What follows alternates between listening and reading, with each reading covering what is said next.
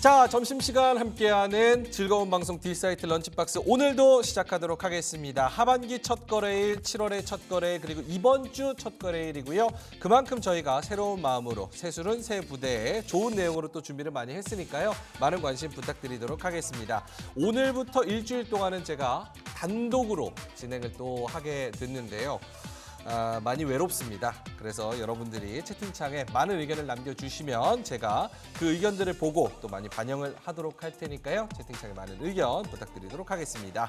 자, 오늘 세 가지 코너 준비가 되어 있습니다. 첫 번째로는 이슈 이수다. 오늘 테이버님과 그리고 박재영 차장님이 나오셔서 아주 재밌는 흥미로운 돈 없어도 커피는 못 참는 커피 경제학에 대해서 이야기를 나눠보도록 하겠고요. 그리고 불만 나는 리포트에서는 김장렬 본부장님이 나오셔서 오늘 가장 중요한 또 환율에 대한 리포트 여러 가지 매크로를 또 준비해 오셨다고 하니까 대선 토론 이후에 요 미국 대선과 엔달러 환율과 그리고 우리나라 환율은 어디로 가는 것인가에 대한 부분 궁금하신 분들은 계속해서 집중해 주시면 좋을 것 같습니다.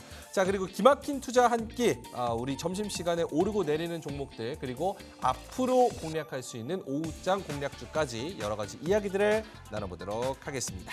자, 그러면 첫 번째 코너부터 시작해 보도록 할 텐데 우리 테이버님과 박재영 차장님 만나러 출발해 보도록 하겠습니다.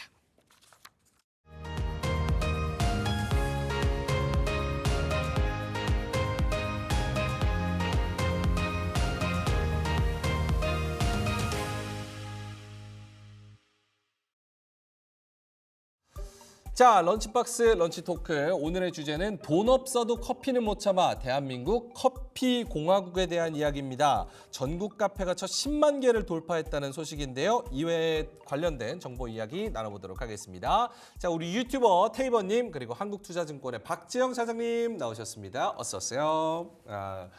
유튜버답게 또 이렇게 커피를 들고. 커피 네. 상표 안 나오죠? 네, 상표 가렸죠. 근데 그 커피가 특별히 맛있습니까? 모르겠어요. 저 그 초록색 손이 가요 그냥. 별다방 그냥 손이 커피. 가요. 네. 이 별다방 커피 쿠폰 보낼 때도 별다방을 받거나 별다방을 주면 특별한 무언가의 좀 브랜드 이미지에 무언가 특별함이 있습니까? 그런 건 없는 것 같고 네. 맛은 있어요. 그래요? 예. 뭐 이게 엄청 이제 커피도 이제 취향 따라 조금 다르긴 한데 그 별다방이 가장 노멀한 노멀한. 그리고 그 프랜차이즈마다 이게 그 상표를 얘기하면 안 되니까 네네. 프랜차이즈마다 편차가 거의 없는 편이에요. 그게 이제 좀 관리가 잘 돼 있다라고 저는 생각을 하고. 근데 만약에 제가 차장님한테 1,100원짜리 저가 커피 딱 쿠폰 하나 보낸다. 그러면 약간 아니 별다방도 1,100원짜리 보내면 열받겠지. 그게 상표의 문제가 아니라 가격의 문제. 가격의 문제. 그렇군요. 그렇지 근데 않겠습니까? 별다방은 제일 노멀한 네. 선물로 주고받기도 좋은. 어디 가도 사용할 수 있고. 알겠습니다. 자, 그래서 오늘 뭐 커피로 이야기를 나눠봤는데 이게 우리나라가 커피 소비량이 어마어마한가 봐요. 이 커피 매장 증가세에 대한 토크로 먼저 포문을 열어볼 텐데 전국 커피 전문점 수가 10만 개를 처음 넘었대요.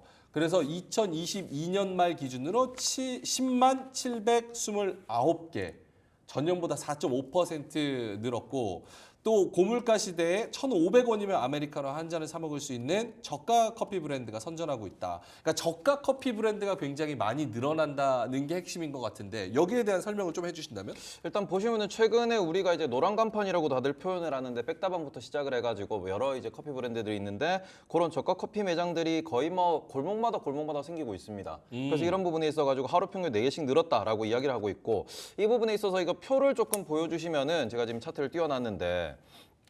지금 보시면은 요게 시장 규모도 점점 커지고 있고 특히 코로나 때 2020년, 21년 요때 좀 폭발적으로 늘어나는 모습을 보였습니다.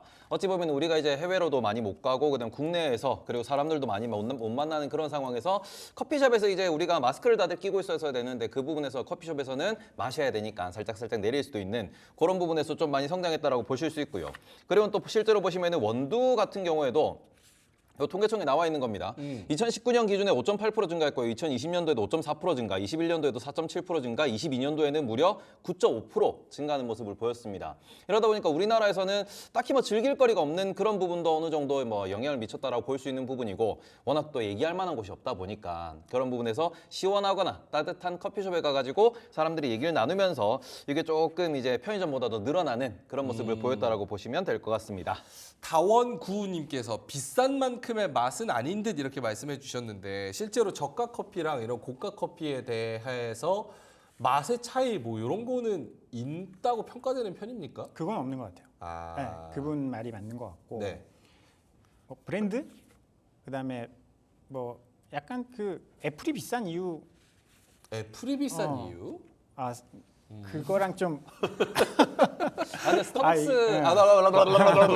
죄송합니다. 어렵네요. 별다방. 네. 별다방 같은 경우에는 이게 아무래도 상징성이 있다 보니까. 상징성이 있어서. 근데 우리나라 기준에서는 비싼 게 잘 팔리잖아요. 근데 가장 비싼 곳이죠. 우리가 그냥 말 그대로 드립을 해주시는 개인들의 커피숍보다는 가격이 좀 저렴하고 일반 시중 중에서는 가장 또 이게 또 가격대가 있는, 그러다 보니까 많은 분들이 좀 좋아하지 않나, 좀 대중화됐다, 그리고 전국 어디를 가나 이제 마실 수 있다 보니 그런 부분에서 좀 대중화됐다라고 보시는 게 맞을 것 같습니다. 그리고 네. 이 뭐 여러 앱이라든지 이런 거 한번 좀 사용하고 나면 앱. 별다방 앱 네. 그리고 이거 어렵네. 어떤 거? 선물하기. 선물하기. 그게 이제 자꾸 쌓이니까. 노란톡 선물하기. 그렇죠. 아. 그게 자꾸 쌓이니까 뭐 이걸 쓸 수밖에 없게 되고, 그다음에 결제도 굉장히 간편하게 요것만 쓰고 안 써야지라고 했는데 한 번 클릭으로 그냥 뭐 충전이 뭐 이렇게 돼버리니까 그런 게 계속 조금 사용을 유도하는 것이 아닌가. 약간 멤버십 적립 이런 것도 자물쇠 효과라 그러잖아요. 하나 거기 사용해서 생태계에 적응을 해버리면 네. 거기서 있는 포인트를 다 써야 되고 혜택도 있고 이러니까 그런 자물쇠 효과를 통해서 여러 가지 또 저가 커피나 혹은 고가 커피도 그런 자물쇠 효과가 있는 것 같다. 근데 커피 매장이 이렇게 많은데 경제 전문가로서 이게 장사가 다 되니까 느는 거겠죠? 그건 아닐 겁니다. 그건 아니다. 할 게 없으니까 저는 이런 자영업을 한다라고 생각하거든요. 우리나라가 지금 10년째 경제 성장률이 역성장하고 있습니다. 얼마에서 역성장했느냐? 3% 초반에서 역성장하고 있어요. 물론 코로나 때 잠깐 이제 올라가긴 했는데 3% 성장률이다 보니까 예전에는 그냥 회사 제 나이 때 회사에서 잘리면 치킨집이나 해야지, 그렇게 하면서 치킨집이 많이 늘어났고 네. 그 다음에는 편의점? 편의점이 굉장히 큰 폭으로 늘어났고 네.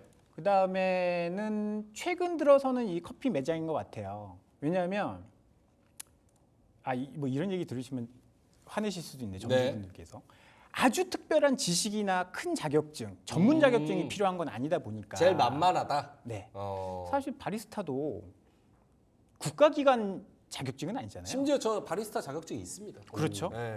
근데 그거 없어도 아르바이트생들이 거기서 하는데 바리스타 자격증 다 있을까요?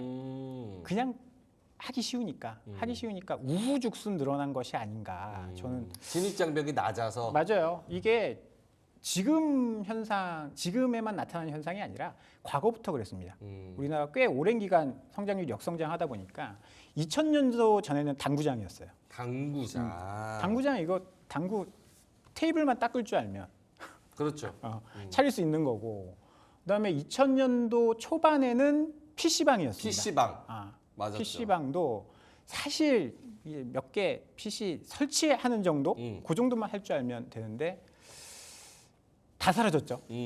저는 커피 전문점도 아마 비슷한 내가 특별한 그 지식이나 그거 없이 경험 없이 일정 부분 작은 돈만 있으면 차릴 수 있다 보니까 이렇게 우후죽순 늘어나는 것이 아닌가. 이게 굉장히 좀 안타까운 일 중에 하나죠. 알겠습니다. 그래서 커피 매장 증가세가 굉장히 많이 늘어나고 있고 2022년 기준으로 처음으로 10만 개를 전국 기준으로 넘어섰다는 거.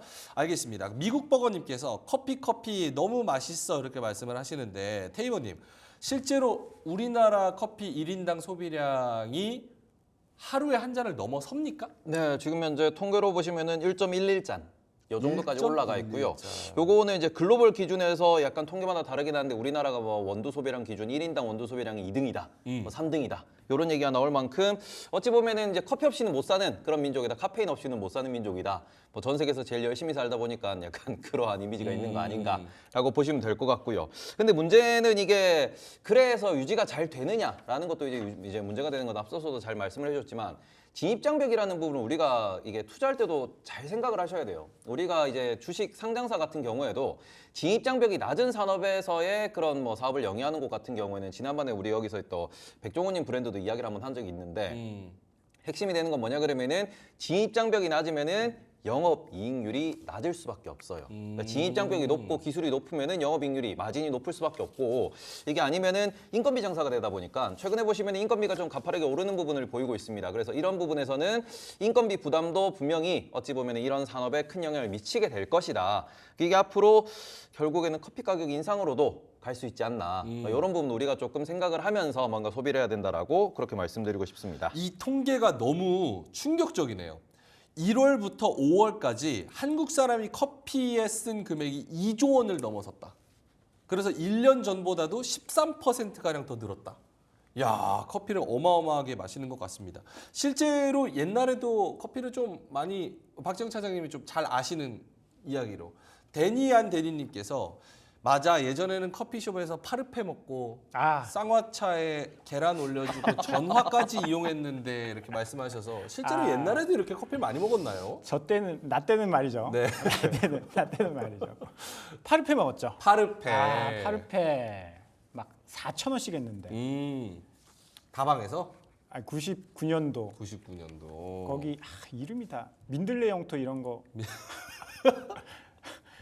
지금 웃으시는 분들 공감하시는 분들입니다. 그런데 사실 이런 그 아이스 아메리카노 그런 걸 먹는다기보다는 네. 빙수나 그런 거에서 그 만남의 장이었죠. 소개팅하고.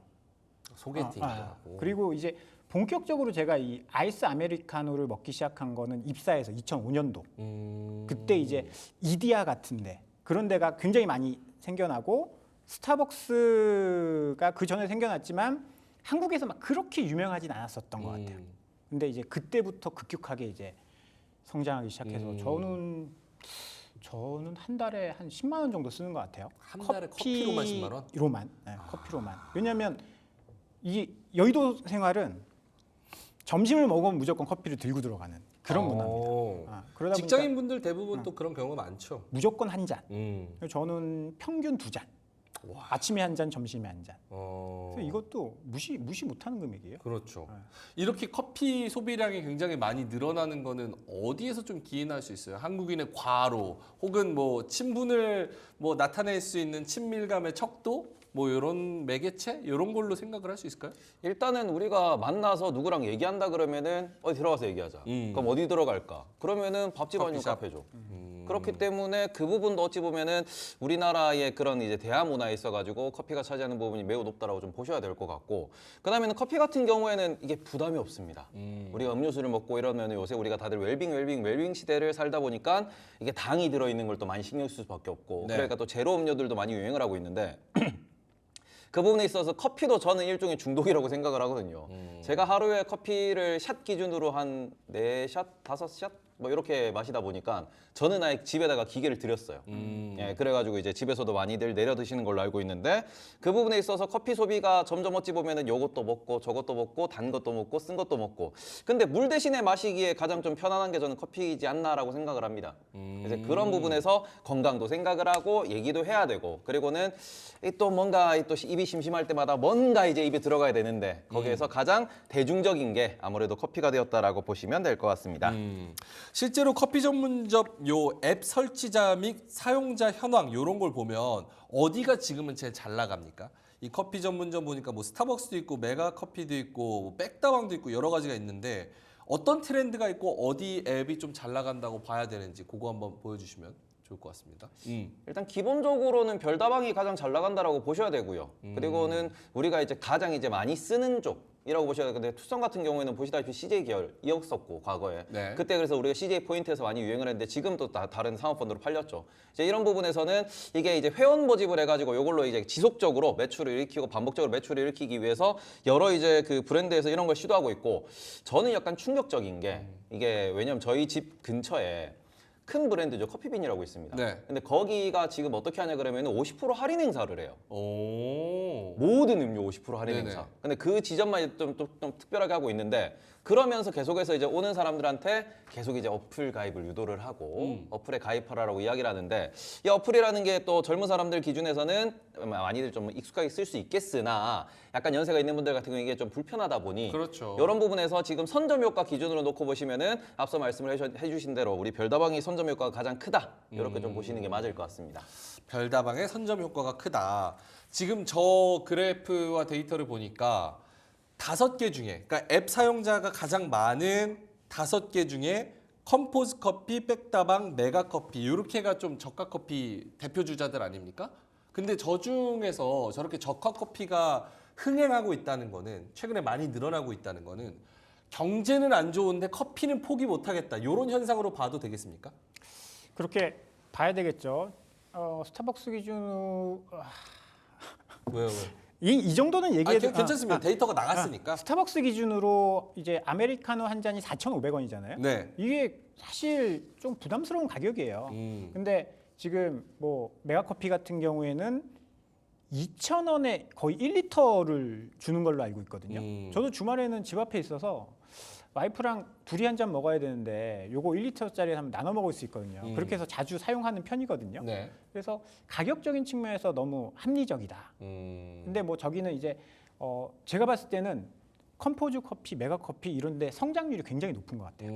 성장률이 굉장히 높은데 물론 이러면 가맹점은 좋겠지만 가맹점주들은 조금 힘들다. 힘들어질 수 있다. 그걸 생각하셔야 될 것 같아요. 실제로 이게 지금 좀 문제가 되는 것 같은데 저가 커피도 사실은 땅 퍼서 장사하는 건 아니잖아요. 근데 메가 커피 같은 경우는 손흥민 선수를 모델로 쓰나요? 그랬었죠. 그렇죠. 네. 예. 그런 상황에서 이제 마케팅비는 좀 많이 들어가고 커피는 싸게 팔아야 되고 인건비는 나가고 있고 이러니까 영업이익률은 좀 줄고 이런 것들이 우후죽순 생기다 보니까 약간 폐업이나 이런 부분에서 좀 걱정이 되는 부분도 있지 않습니까? 일단은 커피 브랜드 같은 경우에는 그래도 폐업률은 다른 이제 자영업보다 좀 낮다라고 좀 보실 수 있을 것 같고요. 이제 그런 부분에서 우리가 이제 커피 브랜드를 좀 이렇게 창업으로 선호하는 이유도 이게 워낙 좀 주변에 잘 되는 걸 보니까 이제 그런 부분이 있다라고 보셔야 되는데 최근에 이제 CF 모델, 광고 모델 같은 경우에도 어떤 일이 있었냐 그러면은 워낙 광고 모델의 비용이 높다 보니까 점주들한테 요걸 좀 부담한다 혹은 점주들이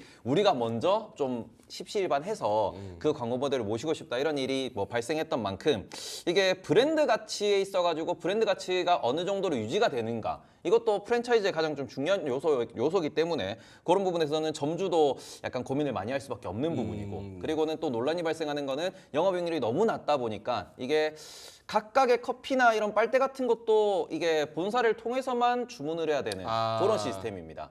가끔씩 나와가지고 본사 외로 이렇게 주문이 돼 있고 그런 제품들이 보인다 그러면 이것도 페널티가 또 발생을 하거든요. 그러니까 이런 부분에서 분쟁도 많이 발생하는 게 프랜차이즈 사업이다.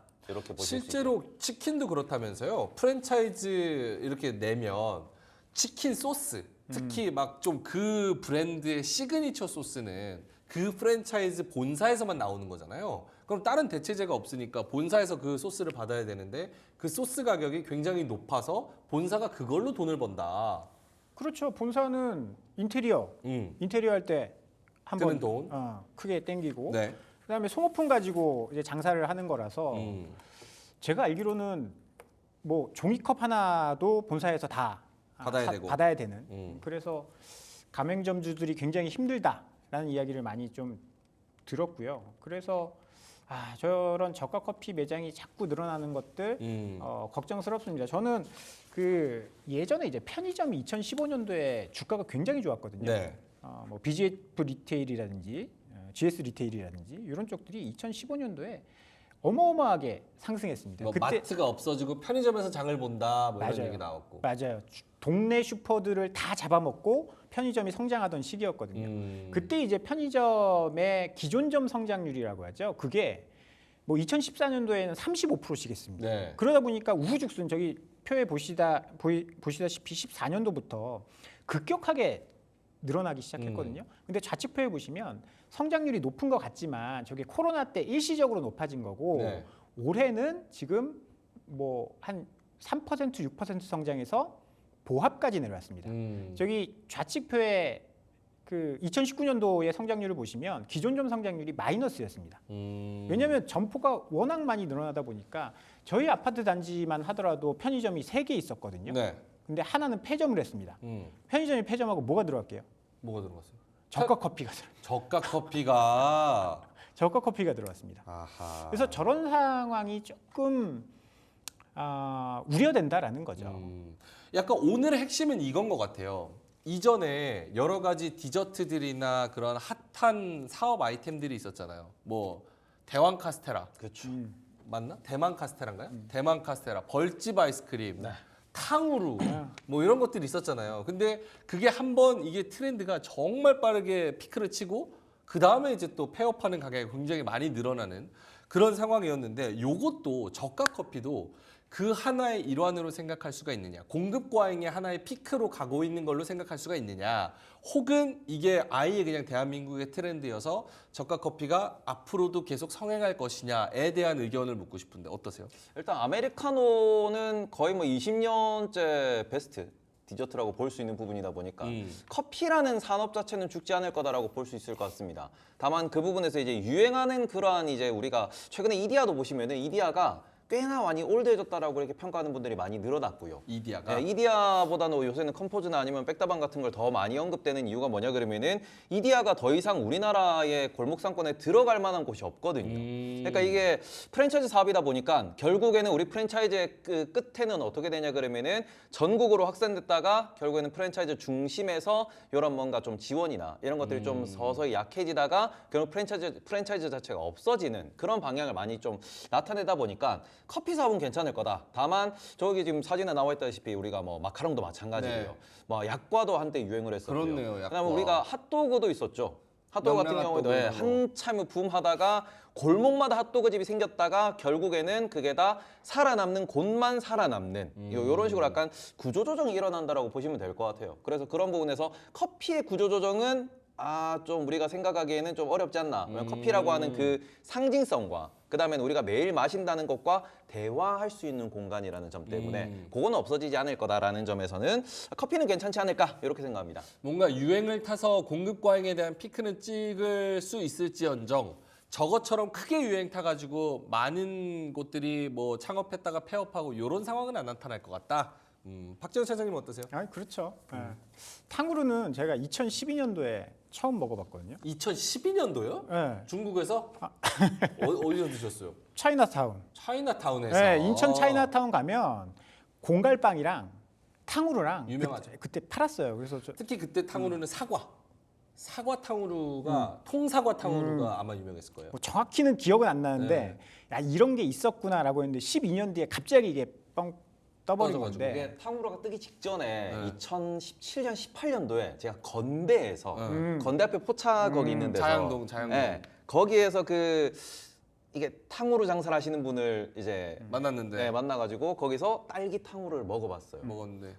그때는 너무 이게 신세계인 거예요. 어. 근데 그러고 난 뒤 한 1년 정도 있다가부터 탕후루집이 하나둘 생기다가 확 이게 떴거든요.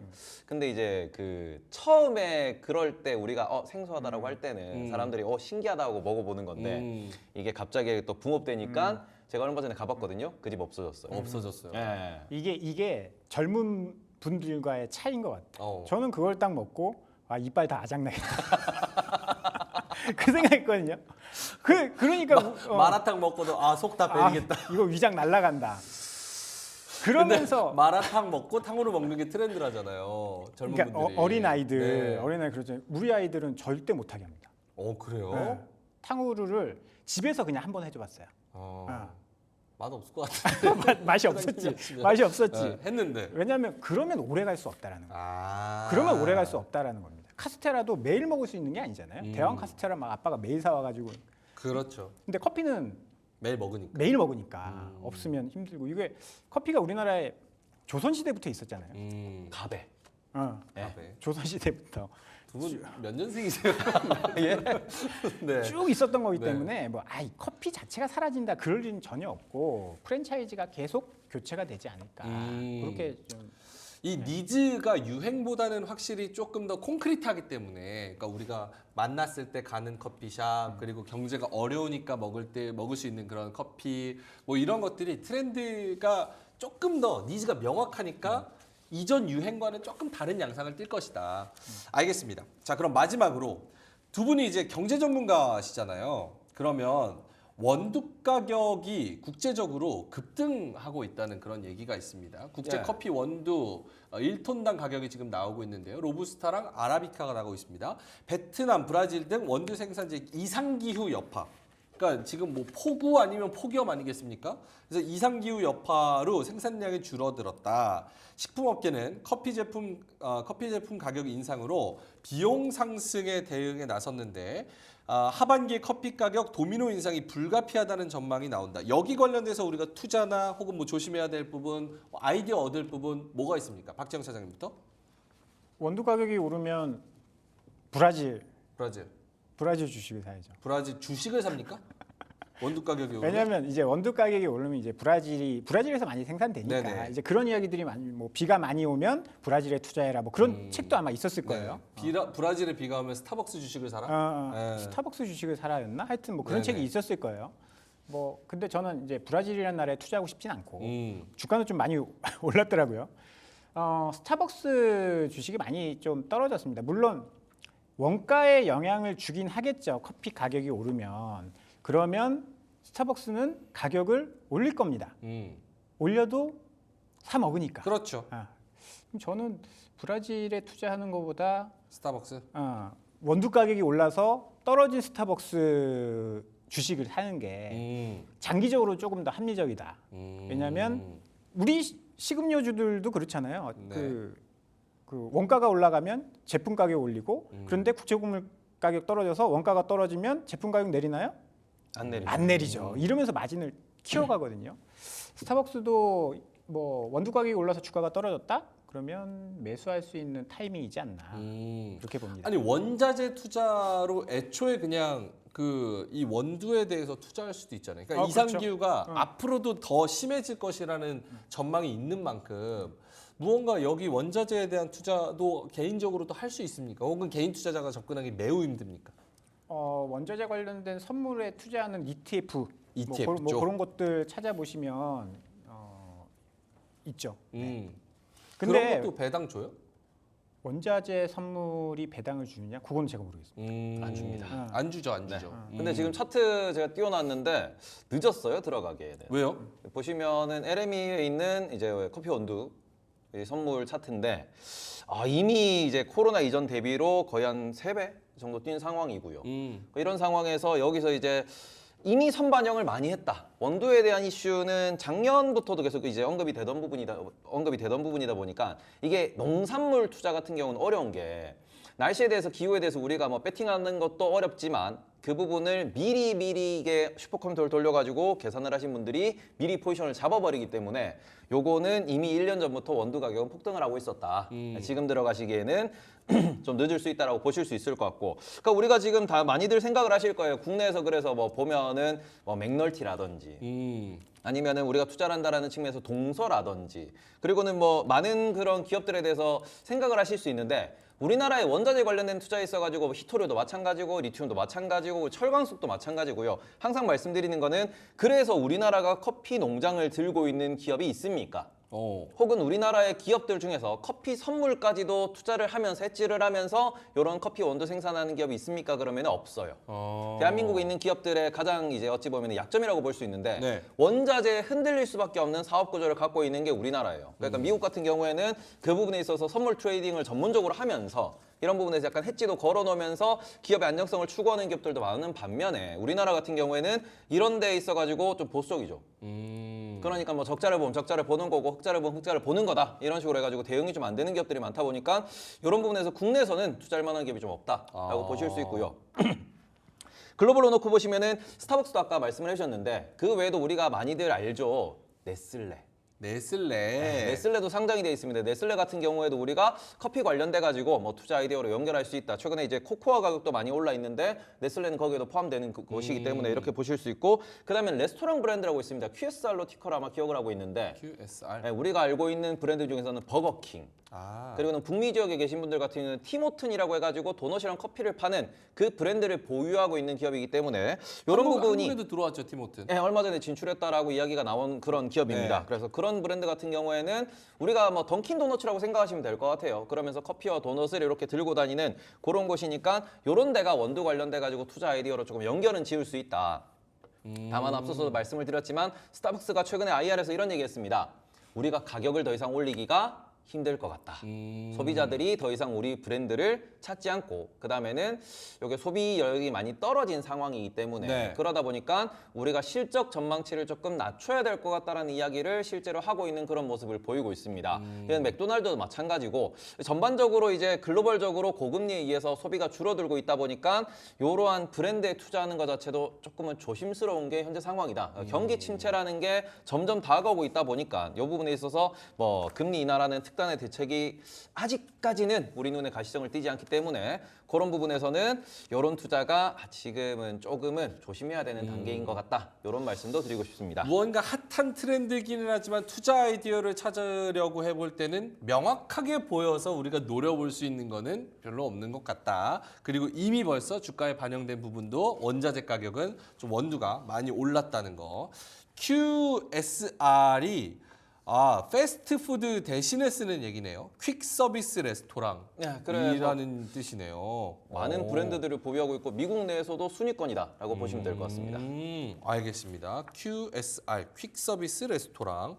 알겠습니다. 오늘 커피 관련해 가지고 두 분 자세한 이야기를 좀 들어봤는데요. 아무래도 이렇게 라이트한 얘기하니까 채팅창도 굉장히 많이 활성화되고 또 여기서 뻗어 나갈 수 있는 이야기들도 많이 해서 좋았던 것 같습니다. 두 분 끝나고 또 커피 한 잔 하시고 점심 드시면서 그리고 아까 탕후루 얘기 나와가지고 PD님이 쇼츠 하나 따달라고 탕후루 챌린지 한번 해달라고 하시는데 탕후루. 왜? 아니야, 그거 아니에요. 네. 자, 그러면 저희는 여기서 물러가도록 하겠고요. 테이버님과 박재영 사장님은 여기서 인사를 드리도록 하고 바로 불만 나는 리포트로 넘어가 보도록 하겠습니다. 두 분 수고하셨습니다.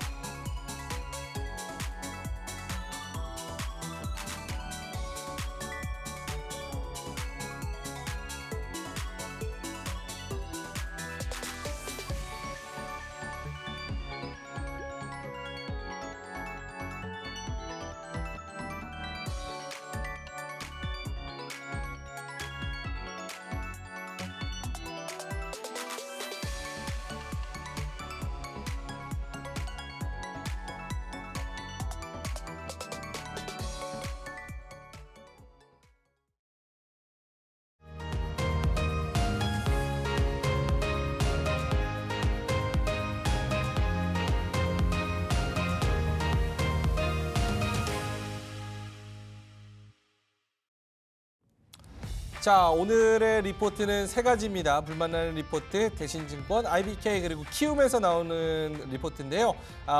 이 주의가 요구되는 8월에서 10월 공급 차질, 유가 관련된 리포트를 먼저 알아보도록 하고요. 그리고 환율, 원달러 환율, 3분기 이후에 1,300원대로 하락해서 안정될 것이다.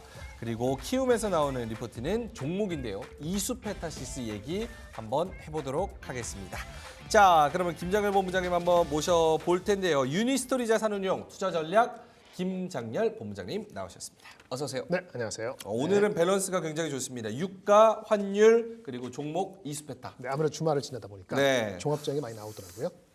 저랑 하시니까 좀 톤다운된 그런 느낌입니다. 아, 그렇죠. 아무래도 남성 여성이 차이가 있죠. 아무래도라뇨. 아무래도 남자. 일하러 나오셨으면 일하셔야죠. 알겠습니다. 제가 최대한 많이 업텐션으로 한번 해보겠습니다. 그러시죠. 일단은 유가인데 네. 지금 WTI가 배럴당 81달러 82센트. 사실 이게 걱정되는 수준은 전혀 아니지 않나요? 네, 아직은 아닙니다. 네. 네, 괜찮습니다. 근데 이 리포트가 의미가 있고 본부장님이 가지고 오신 이유는? 뭐 의미라기보다는 일단은 안 내려갈 것 같다. 음. 첫 번째 경고하다는 거니까 유가가 안 내려간다면 안 내려가면 머물러 있거나 올라가는 거잖아요. 네.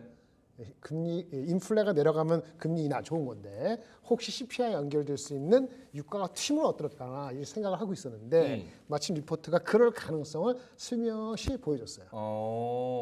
이슈는 문제는 허리케인. 허리케인. 뒤에 증세 효과도 있는데 이게 좀 복잡하고 허리케인을 집었더라고요. 사실은 지금 글로벌적으로 네. 이상기후 뭐 앞서서도 다루기는 했지만 네, 네. 엄청난 뭐 재앙적인 그렇게. 그런 뭐 자연재해가 좀 예상된다 이런 얘기가 있어서 좀 걱정이 많습니다. 맞습니다. 근데 그게 유가에 영향을 끼칠 수 있다. 그 영향을 미칠 수 있는 거죠. 우리가 일단은 허리케인은 항상 이맘때 와요. 그래서 보통은 8월에서 10월이 미국, 이 멕시코만 이게 허리케인이 영향을 미치는 게 6월, 8월에서 10월이 절정입니다. 8, 9월 달. 그건 상식적으로 알 수 있잖아요. 근데 이번에 허리케인이 오면은 이번에는 결합되는 게 있다고 합니다. 엘니뇨 반대말 라니냐. 네, 발음 어려워요. 그죠? 라니냐. 라니냐. 네, 하여튼 스페인 말이죠. 라니냐, 스페인 말이죠. 라니냐가 오면은 그런 뭐 여러 곡물 여러 가지 이슈가 있는데 허리케인이 빈도가 늘고 강도가 세진답니다. 그래요. 네, 그게 그래서 이번에는 올해는 이 에너지 그 연구하는 데서 30건 이상의 허리케인이 상륙할 것으로 예상되고 과거에 몇 가지 뭐 여러분 아시는 카트리나 카트리나 그거 포함해서 몇 난리 가지 났었죠. 있는데 네, 그거하고 비슷한 허리케인을 경계해야 되는 구간이다. 그래서 인플레가 좀 내려가야 되는데 9월달 그렇죠. 금리 인하를 해야 되는데 물론 집값도 중요하고 다 중요한데 헤드라인에 이 건드려진 유가가 만약에 튀면은 어떡하는가. 물론 기본적으로 7, 8월 달이 드라이빙 시즌이고 미국 네. 사람들. 그다음에 중동 입장에서는 걔네 굉장히 덥잖아요. 냉방이 매우 중요하기 때문에 중동도 수출을 좀 꺼려하는 수출을 자제하는 구간이 7, 8월, 9월 달이에요. 그러니까 전반적으로 수요 공급에서 수요가 좀 수급이 좀 타이트한 거죠. 그런데 허리케인이 생각보다 세면은 어떡하지? 이분 결론은 좀 안 좋습니다. 결국은 지금 뭐 커머디티로 해가지고 유가를 가져오시기는 했지만 네네. 매크로로 전반적으로 이어지는 거네요. 그럴 수 있죠. 만약 실질적으로 이분이 얘기한 거는 이분 뷰는 상당히 유가를 올라간다고 보는데 이상기후 때문에 예. 그런 뭐 태풍이나 이런 것들이 많이 오면은 원자재에도 영향을 줄 수 있지만 네네. 그게 또 이제 네 그렇습니다. 금리 인하를 해야 되는데 네, 그렇게 연결될 소지도 있죠. 물론 이분은 커모디티 애널리스트로 쓴 것뿐이에요. 그런데 이 그 대신증권에서 예전에 보니까 이 요거 유가 말고도 전반적인 커모디티 큰 리포트를 쓴 적이 있거든요. 거기는 뭐 곡물도 터치하고 하는데 전반적으로 그런 영향이 있어요. 그리고 그럼 허리케인 문제가 되면 뭐 시추 많이 해갖고 네. 많이 뿜어내면 되지 않느냐 하는데 이게 한 번 더 한 것이 증세 효과라는 게 무슨 얘기냐? 미국의 EMP 이게 Exploration and Production 그 시추하고 생산하는 기업들인데 석유 시추하는 석유 시추 생산 기업들. 근데 IRA 법하면서 오히려 석유 이렇게 생산해내는데 오히려 유정당 개발 비용이 더 올라갔대요. 왜요? 모르겠어요. 여기 한 것이 세금 때문에? 오히려 그래서 세금인데 노후 유정에 대한 보증금도 15배 올라갔고 로얄티도 인상돼서 그 지금 그 EMP 기업들이 신규로 개발하는 것보다는 부족하면은 M&A를 해버리고. 그래서 얘네들 조사해 보니까 너네들 그 이제 증산할 수 있냐 그러니까 증산 가능성은 24%. 거의 새로 안 파겠다라는 개념이네요. 오히려 감산 효과가 날 가능성이 2배 이상, 54%라는 설문조사가 24대 54로 감산 가능성이 있네요. 오케이. 그럼 우리 투자자분들은 요 여름이 지나가면서 네. 미국에서 어떤 해외 토픽들이 나오느냐, 그리고 거기서 얼마나 그러면 안 되겠지만, 안 되겠지만, 혹시나 어떤 네. 재난이 발생하면은 유가가 튀고 네. 물가가 튀고 그럼 금리 인하를 더 못하는 그런 상황이 나올 수도 있기 때문에 CPI에 대한 그 저기 기대 심리가 약간 흔들릴 수도 있죠. 중간에. 그러면 투자자 전반으로 증시 네. 전반으로 봤을 때 안 좋을 좋은 수 건 있겠군요. 아닙니다. 그래서 이분은 뭐 95달러까지 올라갔는데 90달러도 한 90달러까지 가더라도 85달러가 돼도 주가는 중간에 흔들릴 수 있죠. 알겠습니다. 자, 그래서 이 유가 관련돼 가지고 라니냐 영향 잘 살펴보시면 좋을 것 같다. 이게 증시가 마냥 잘 갈 것 같다가도 네네. 갑자기 어디서 뭐 태풍 왔고 뭐 재난 있고 이래가지고 쫙 빠져버리는 경우가 있기 때문에 맞습니다. 좀 신경을 써봐야 될 것 같고요. 오지 마, 자, 라니냐. 그리고 오지 마. 네. 네, 두 번째로 가보겠습니다. IBK 투자증권에서 나온 원달러 환율 관련된 리포트인데요. 네. 핵심 포인트는 3분기 말 이후 1,300원대 초반, 뭐 중반 이쪽으로 하락해서 안정될 것이다. 이런 이야기를 하고 있습니다. 환율이 좀 안정되면 확실히 좋을 것 같아요. 좋죠. 그 외국인들이 한국 주식을 사는 데 있어서 주저함보다는 한 번 더 용기를 가질 수 있는 거 아니겠습니까? 1390보다는 1380. 오늘 좀 좋은데 1470, 60, 50, 40, 30 하면은 외국인들이 이거 뭐야? 달러가 약세되고 원화가 강세되는 거 아니야? 네. 그럼 한국 주식 빨리 사야 되겠네. 이럴 거 아니겠어요? 그렇죠. 근데 그 반대로 되면은 1390, 1400 이렇게 되면은 지금 사지 말고 기다려야 돼. 더 올라가나? 그렇죠. 이런 걱정을 하는 건데 단기적으로는 1,400 될 수도 있다. 이분도 얘기하지만 이게 지금 7월이잖아요. 8, 9월 4분기 들어가는 초쯤 되면은 자체적인 계절적 수요. 우리가 수출을 많이 하잖아요. 네네. 3분기보다는 4분기. 오늘도 수출이 좋게 나왔습니다만은 4분기 수출이 많이 되면은 그거 갖고 원화 결제하려는 수요가 원화에 대한 수요가 늘어나면 자체적으로 원화가 강세될 수 있는 여지가 생기고 그리고 미국 금리도 어차피 그 9월 달 정도는 금리 인하가 하게 되면은 그렇죠? 그러면 달러가 약세될 수도 있으니 어쨌든 지금보다는 9월 10월 되면은 원화가 강세되고 달러가 약세될 거다. 좀 기다려 이런 얘기예요. 조금 딴지는 아닙니다. 네, 태클 아니에요. 원래 딴지 잘 거는 거죠. 제가 언제 원래 딴지를 잘 겁니까? 네. 궁금해서. 네네. 약간 원화가 이제 3분기 지나가면서 조금 강세가 될 수도 있고 네네. 미국 달러가 약세가 될 수도 있다는 거 네네. 조금 막연한 기대 같다는 네. 생각이 좀 드는데 가장 큰 거는 금리 인하예요. 미국이 금리 인하를 한다 연초에 5번 한다 해서 지금까지 안 했으니까 완전히 이거는 뭐 그 세 번 그것도 아닌데 어쨌든 간에 그래도 그 시대의 심리가 버리지 않고 갈 것이다 이런 얘기고 우리도 수출이 잘 되니까 우리 자체적인 힘으로 해서 원화를 강화시킬 수 있는 여건이 지금보다는 네. 9월 10월이 될 수 있다 이런 얘기를 하신 거예요. 이분이 원래는 이코노미스트가 전체적으로는 그렇게 긍정적인 톤을 하는 건 아닌데 달러에 대해서는 그래도 너무 리스크만 보지 말라 이런 얘기인데요. 이제 딴지를 걸어보면 제가 딴지 걸어볼게요.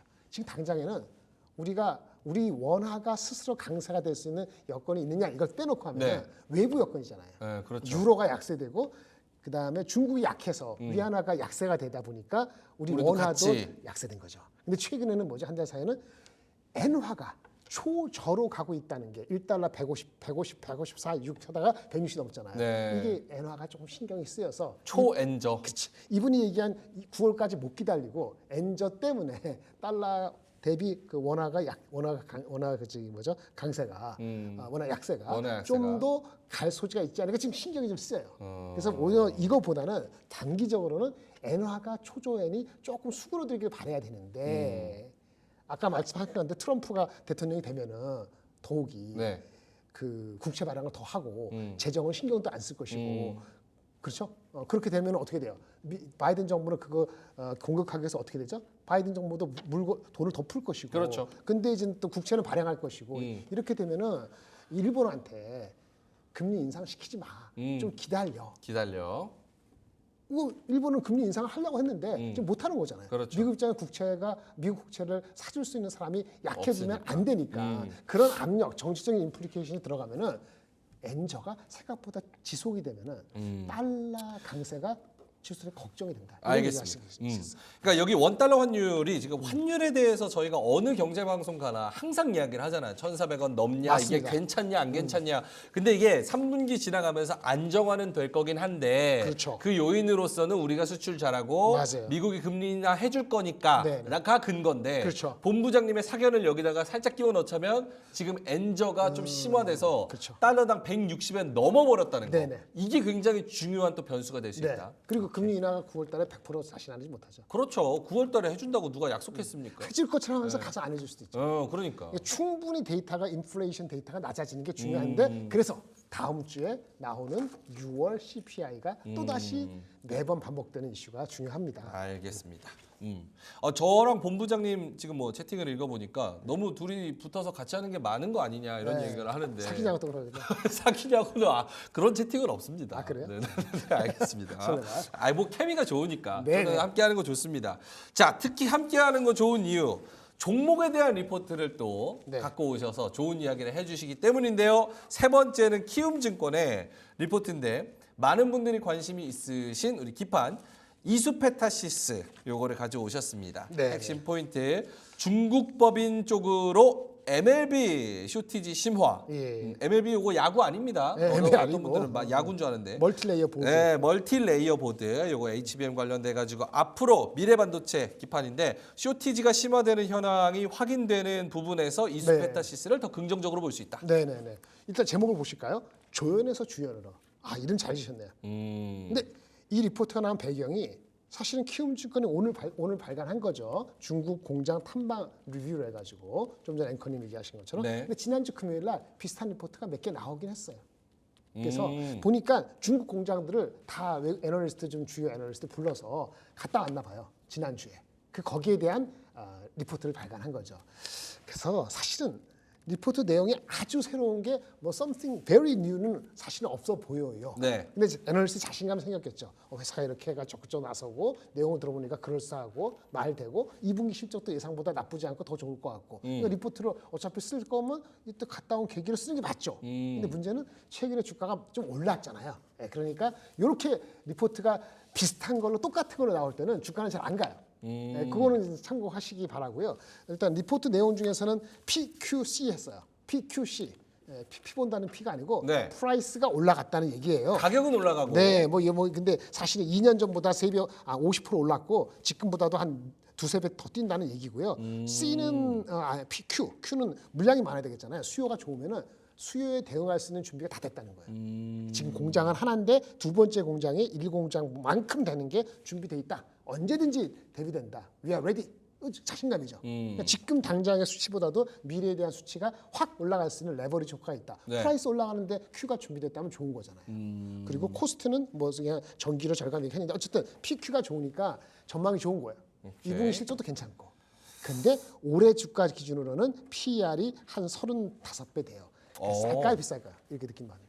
35배? 네. 비싸죠. 비싸죠. 싸지 않죠. 그러니까 주가 단기적으로 올랐을 때 비슷한 리포트가 튀어나올 때 어떻게 한다? 잠깐 숨고르기 한다. 그렇게 보시면 되고요. 다만 그러니까 뭐 아까 말씀하신 거 정리를 하면 네. 프라이스 그러니까 가격도 올라가서 더 고부가 가치 제품들을 많이 팔고 맞습니다.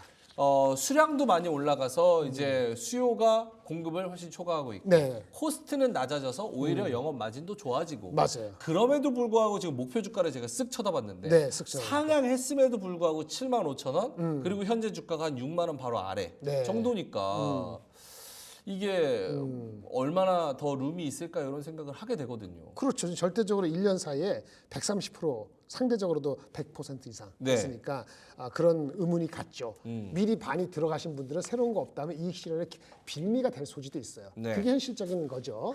근데 이런 거는 숨고르기를 하고 변동성이 있는 주식이잖아요. 마치 한미반도체와 비슷한 것 같네요. 네. 한미반도체가 시가총액 벌써 15조, 17조 되니까 그건데 이 제목이 뭐예요? 조연에서 주연이라는 거니까 그렇죠. 단기적으로는 많이 올라간 것은 이해를 하지만 장기적으로 봤을 때 이제는 주연급이라는 거는 마치 한미반도체를 염두에 두고 이렇게 쓴 거 아니겠냐 이런 생각이 들어요. 지금 시가총액이 이젠 3조 7천억 정도 되니까 옛날 한미반도체도 얼마 안 됐어요. 그때 지금 16조 된 거거든요.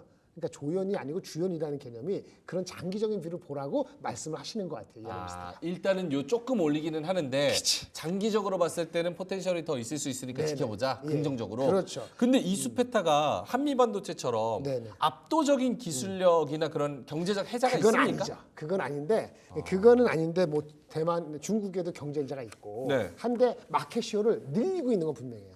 그리고 고객이 많아지고 있어요. 우리가 빅테크라 하면은 뭐 구글도 있고 엔비디아가 몇 군 있잖아요. 그게 차츰차츰 늘어나고 마켓시어도 그 내에서 늘어나요. 그러니까 전망이 좋은 건 맞아요. 근데 우리가 얘기하는 것처럼 뭐 HBM 하면은 삼성전자 하이닉스 하나만 가져가면 완전히 해자가 잡혔다. 네. 아니면 엔비디아가 그 GPU는 AMD 들어오지 못한다. 이런 급의 해자라고 보기는 아직은 멀거나 아니면 어떤 차이가 있어요. 왜냐면 그렇게 만약 해자가 높으면은 그 이익률이 한 30-40% 되겠죠. 네. 이익률이 그렇게까지는 안 되거든요. 한 20% 정도 된다고 보여지기 때문에 그 정도 해자금은 아니에요. 그래서 아까 밸류에이션도 우리가 한미반도체가 내년 기준 아마 한 40배 정도 될 겁니다. 18만 원에 40배 정도로 기억하거든요. 근데 우리 애널리스트의 목표 주가는 아까 7만 5천 원, 네. 내년 기준으로 30배예요.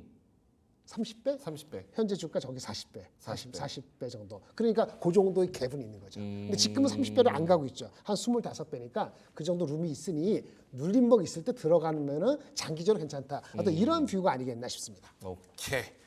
알겠습니다. 이스페타시스 뭐 단기간적으로 너무 바라보기보다는 조금 한미반도체, 넥스트 한미반도체가 될 수도 있지 않겠느냐. 조금 더 앞으로의 목표 주가 상향을 더 염두에 두고 계속 지켜보면 좋을 것 같다. 이렇게 결론을 내겠습니다.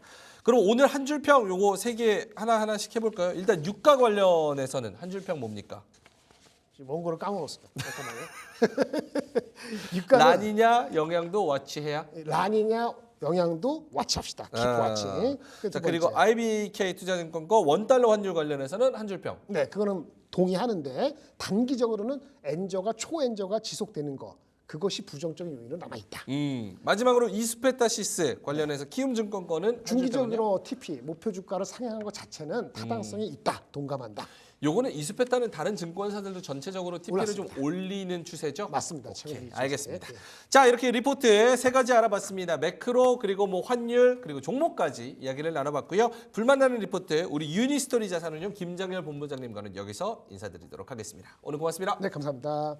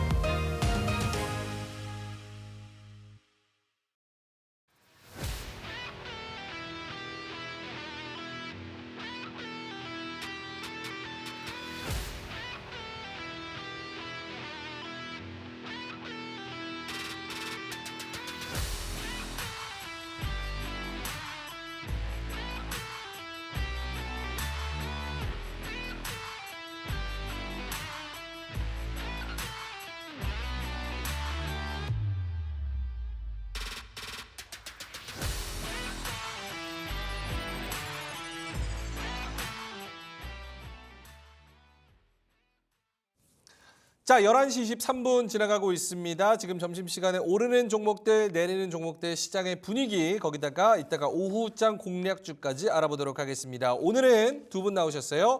유진투자증권의 김진규 선임 매니저님, ISS의 김태성 본부장님 나오셨습니다. 두 분 어서 오세요. 네, 안녕하세요. 궁금한 게 하나 있습니다.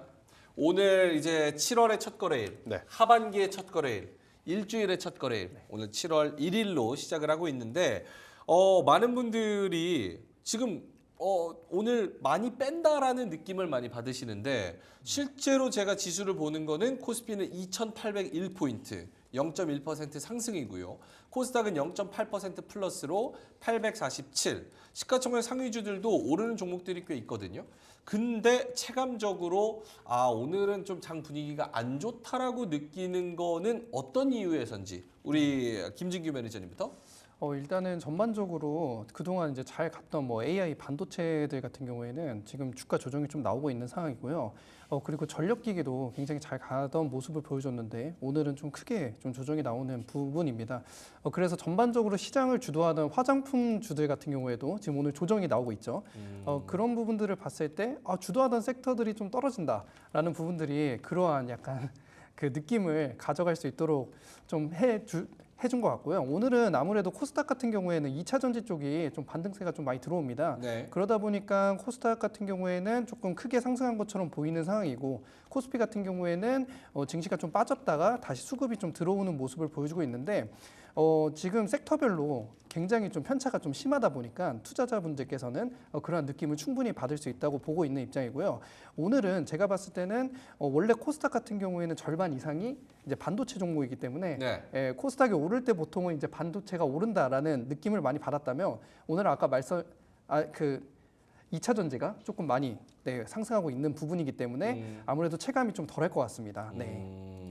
사실 뭐 오늘 2차 전지도 2차 전지지만 오늘 또 제약바이오도 같이 올라와주고 있어가지고 막 뭐 HLB 5%, 셀트리온 제약 4%, 삼천당 제약 5%, 2차 전지도 같이 올라와주면서 에코프로비엠 3%, 엔캠도 지금 6% 오르고 이러니까 코스닥 시장이 상대적으로 조금 좋아 보이는 그런 네. 상황입니다. 김태성 본부장님은 어떠세요? 지금 많은 분들이 체감적으로는 빨간불이 아닌 것 같아요. 저는 좋은데요. 그런 말씀하시면 매우 네. 감수성이 좀 떨어지는 멘트인 것 같아요. 이게 이제 저는 괜찮은데요. 이거는 조금 네네. 투자자별로 네. 당연히 지금 상이할 수밖에 없는 게 사실 이제 올해 1분기, 2분기 어떤 시장의 패턴이라고 하면 가는 기업이 계속 가는. 그러니까 안 갖고 계신 분들에게는 포모 현상이 심하지만 그렇죠. 가지고 계신 분들은 참 더할 나위 없이 돈이 복사된다라는 우리가 표현을 좀 쓰잖아요. 그러한 종목군들이 많았는데 또 오늘 실리콘투도 위에서 좀 흔들리고 있고 전력기기도 흔들리고 있으며 반도체 쪽도 뭐 삼성전자는 좋지만 SK하이닉스가 또 힘을 좀 못 쓰고 있는 상황. 그러면 결국엔 지금보다 그 다음을 먼저 생각하셨던 분들은 조금 나을 수 있죠. 그러니까 만약 여기서 주도주가 좀 흔들린다면 제약바이오, 혹은 2차 전지, 혹은 그 외의 종목군들이 올라갈 거야라고 해서 먼저 옮겨가신 분들은 오늘 괜찮을 수 있습니다. 하지만 그렇지 않고 1분기, 2분기 전략 그대로 지금 고수하신 분들 같은 경우에는 지금은 사실 오늘 지수 이런데 내 포트는 왜? 그럴 수밖에 없고 또 고가권에 있었던 기업들의 종목의 조정이 뭐 1%대, 2%대가 아니라 한번 조정이 나오면 지금 뭐 3%대, 5%대 조정이 조금 심화되다 보니 어떻게 보면 그렇게 느끼신 분들도 지금 많을 수밖에 없는. 네. 일단 오늘 하반기의 첫 거래일이라서 오늘의 이 흐름을 보고 하반기는 이렇게 준비하자라고 말하기는 좀 어렵지만 그래도 변화의 조짐이 조금씩은 나타나고 있으니 시장에 참여하신 분들은 지금부터라도 저는 유연하게 조금씩 이동이 필요하지 않을까라는 의견을 드려보도록 하겠습니다. 보면은 지금 오늘 말씀하신 대로 2차 전지랑 제약바이오 이쪽이 가고 있으니까 여기를 포트에 많이 담으신 분들은 상반기에 재미없으셨을 거고 상반기에 잘 가는 포트를 담으셨을 분들은 오늘 하반기에 첫 거래일이 재미없으셨을 거였다. 알겠습니다. 자, 그러면 뭐 말씀을 주셨으니까 첫 번째 주제도 얼추 여기랑 연관성이 좀 있는 주제입니다. 그래서 첫 번째 주제부터 가면서 이 이야기 좀 더 심도 있게 이어나가 보도록 하겠습니다. 첫 번째 주제 주시죠. 자, 기막힌 투자 한 끼 어닝 시즌 코스피 어디까지 올라갈까 물음표. 정말 지금 궁금한 게 두 분이 명확하게 말씀을 아는 한에서 잘 말씀을 해주셨으면 좋겠어요. 이번 주 금요일 날 삼성전자 실적 발표. 네. 에다가 반도체가 더 갈 수 있을까라고 물음표가 생기는 구간이긴 합니다. 엔비디아도 그렇고 SK 하이닉스도 지금 3주째 22만 원에서 24만 원을 못 뚫고 박스에서 빌빌거리고 있는 그런 상황이거든요. 자, 그렇다면 하반기에는 제약바이오나 혹은 못 갔던 애들로 빈집 처리하면서 색깔이 바뀔 것이냐, 혹은 삼성전자 실적을 필두로 역시나 다시 한번 레벨업하면서 구간이 명관이다, AI, 돈 복사, 이 컨셉으로 갈 것이냐. 김진규 매니저님 어떠세요? 일단 저는 사실 뭐 반도체를 굉장히 좀 좋게 보는 입장이기 때문에 제가 저번 주에도 항상 말씀드렸다시피 뭐 후공정 같은 경우에는 계속 갈 거다. 그리고 3분기, 4분기에는 더 좋아질 거다. 그리고 삼성전자나 하이닉스의 영향을 받지 않는 후공정 테스터가 굉장히 좋을 거다라고 한번 언급을 드렸었는데 종목 세 가지 한번 말씀을 드렸었죠. 네. 뭐 테크윙, 그다음에 DI, YC 이렇게 말씀을 드렸는데 맞습니다. 뭐 그 중에서 제일 저는 강력하게 보고 있는 게 이제 테크윙을 많이 보고 있는 상황이고요. 뭐 테크윙 같은 경우에도 저번 주에 한번 말씀드리고 나서 거의 뭐 15% 20%가 상승하고 오늘은 좀 주가 조정이 한 7% 가까이 크게 나오고 있는 상황이긴 한데 뭐 조정이 나올 때 저는 제가 봤을 때는 상승을 계속하고 있는 상황이기 때문에 반도체는 좀 핵심 종목 주도주는 조정이 나올 때 조금 주목해 보셔야 된다. 대신에 그게 차트 흐름이 끊겼을 때, 예를 들어서 우상향 그런 부분들이 끊겼을 때는 네. 한번 주목을 하시면서 이제 뭐 손절이나 아니면 대응을 좀 바꿔야 된다. 아까 본부장님이 말씀해주신 대로 그 주도주의 흐름이 끊기게 되면은 일단은 포트를 좀 변경을 하셔야 네. 좀 수익을 많이 낼 수 있는 구간이기 때문에 요즘에 장세 변동성이 워낙 크잖아요. 그래서 아무래도 금요일날 실적 발표를 하게 된다면 제가 봤을 때는 그냥 제 예측이긴 하지만 네. 삼성전자가 뭐 솔직히 실적이 크게 좋게 나올 가능성은 저는 크지 않다고 보는 입장이었는데 뭐 물론 어느 정도 좋게 나오긴 하겠지만 이제 그 어닝 같은 게 생각보다 저는 좋지 않다고 보는 입장이에요. 와, 김태성 이사님 표정을 보셨어야 되는데 삼성전자 실적 별로 기대할 거 없습니다. 김태성 이사님이 다른 거 하다가 표정이 깜짝 놀란 다람쥐처럼. 아 이게 솔직히 보는 사람 입장마다 조금 네. 다를 것 같기는 한데 아니, 저는 기대치가 높아서 그렇다는 거예요? 아니면은 아, 원래 그러니까 별로 실망스러울 거라는 거예요? 이제 시장의 기대치만큼 제가 봤을 때는 이제 못 따라올 거다. 얼마 예상하세요? 저는 이제 뭐 그 시장의 컨센서스에 부합하게 나올 것 같은데 그 이상 상회하지 못할 것 같고 마이크론도 보시다시피 이제 매출 부분이 기대치보다 안 좋게 나오니까 다른 지금 지표들은 삼전 컨센 얼마입니까? 9조? 그쵸 9조 정도 매출이 그 정도 9조는 나올 것 같은데. 그 정도는 나올 거라 예상하는데 예, 제가 봤을 때는 그 발표가 나왔을 때 오케이. 예, 시장의 흐름이 어, 좋게 안 나오지 않을까. 알겠습니다. 예, 아, 요걸로 입장입니다. 커피 내기해도 괜찮겠네요. 네. 9조, 8조, 10조 뭐 이렇게 예. 해가지고. 알겠습니다. 그래서 삼성전자 실적이 좀 시장 기대치가 너무 높을 것 같아서 네. 그거를 기점으로 좀 조정을 받을 수도 있을 것 같다? 조정이라기보다는 큰 상승은 없을 것 같다. 쉬어가는 움직임. 예, 그 박스권 내에서 계속 이동을 할 것 같다라는 의견을 좀 드려야 될 것 같고 그래서 저는 제가 봤을 때는 HBM 관련해서 저번에도 말씀드렸지만 하이닉스가 좀 조정이 요즘에 좀 나오고 있지만 네. 어쨌든지 간에 저는 20만 원 구간은 깨지지 않을 것 같아요. 그리고 더 담아간다고 했을 때는 HBM 관련된 하이닉스 관련된 쪽을 좀 저는 포트 비중을 아직도 유지를 하고 좀 더 늘려가지 않을까라는 의견을 좀 드려야 될 것 같아요. 그러면 정리를 하자면 뭡니까? 제가 좀 헷갈려가지고 네. 삼성전자 실적 같은 경우는 그냥 지지부진하면서 이게 그냥 쉬어가는 움직임 나올 테지만 조금 더 긴 흐름 보면서 일단 포트의 비중은 유지하자라는 것이 컨셉인가요? 네 맞습니다. 그리고 코스피 같은 경우에는 121선 지금 깨지 않고 지속적인 흐름을 보여주고 있기 때문에 솔직히 말씀드리면 뭐 120선까지는 밀리진 않을 것 같고요. 제가 봤을 때는 한 51선까지는 조금씩 조정이 나올 수 있겠지만 그 조정이 나오는 구간마다 저는 지속해서 우상향할 것으로 보고 있기 때문에 포트를 좀 구성을 모아가시는 게 좋지 않을까라는 입장을 드리겠습니다. 오케이, 알겠습니다. 조금 더 중장기적인 포트와 좀 신중한 그런 접근인 것 같습니다. 네, 김태성 본부장님은 조금 스타일이 다를 것 같은데. 저는 맞죠? 매니저님과는 완전히 완전히 반대 의견이라는 거 좋아요. 한 의견의 번 더 다양성 이야기를 좋습니다. 네. 드려보고 일단 결국에 이제 마이크론이 지금 시장에서 좋은 평가를 받지 못했던 이유는 지금 당장의 실적보다는 어떻게 보면 지금 당장은 좋은데 향후의 가이던스에 대한 문제잖아요. 그렇죠. 근데 마이크론은 여러분들이 좀 아셔야 될 게 HBM 시장에서 차지하는 점유율이 SK 하이닉스 대비해서 그렇게 크지 않습니다. 그러니까 SK 하이닉스 입장에서는 마이크론이 자꾸 자기들과 이런 표현 좀 그렇겠죠. 자기들과 좀 비교하려는 것 자체가 좀 짜증이 날 수도 있겠다라는 생각이 들어요. 일단 그걸 차치하고라도 일단 레거시 쪽에서의 가격 상승을 우리는 꼭 체크를 해봐야 된다. 그러니까 가격 상승이 일어나려면 두 가지 요인이 있어야 되거든요. 전방에서 수요가 당연히 늘어나야 되고 네. 두 번째 가지고 있는 재고가 조금 부족해져야 됩니다. 그래야 가격이 오르는데 지금 가격이 뭐 2% 3%도 아니고 거의 한 7% 10%대 지금 올라가고 있다는 것은 수요도 많은데 지금 생산하는 것보다 지금 나가는 양이 더 많다라고 좀 볼 수 있거든요. 그렇게 되면 저는 당연히 2분기 실적에 대한 기대치도 저는 높게 잡아도 괜찮다 생각이 들고 있고 2분기를 넘어서 저는 3분기, 4분기까지도 더 봐야 된다. 왜냐하면 HBM을 뭐로 만들죠? D램으로 만듭니다. 그렇죠. 그런데 HBM이 잘 나가는데 D램이 안 나간다? 그거는 이 말이 말이 안 앞뒤가 되죠. 안 맞기 때문에 HBM이 좋다는 걸 우리가 인정을 했으면 HBM 관련주인 SK하이닉스가 단연 대장이죠.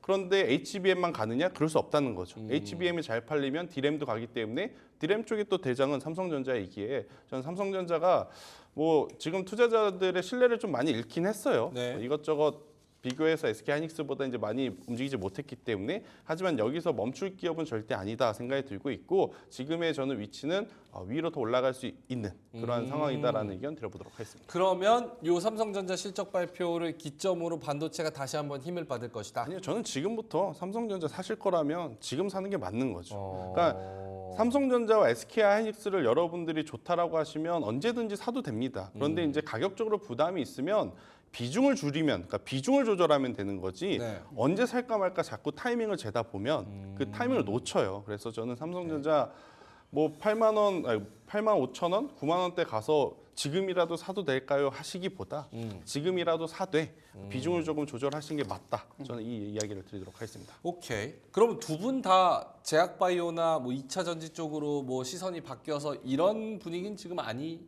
거네요. 제약바이오는 좀 다릅니다. 저는. 네. 다르다는 건? 제약바이오 중에서 봐야 될 기업들도 저는 있다.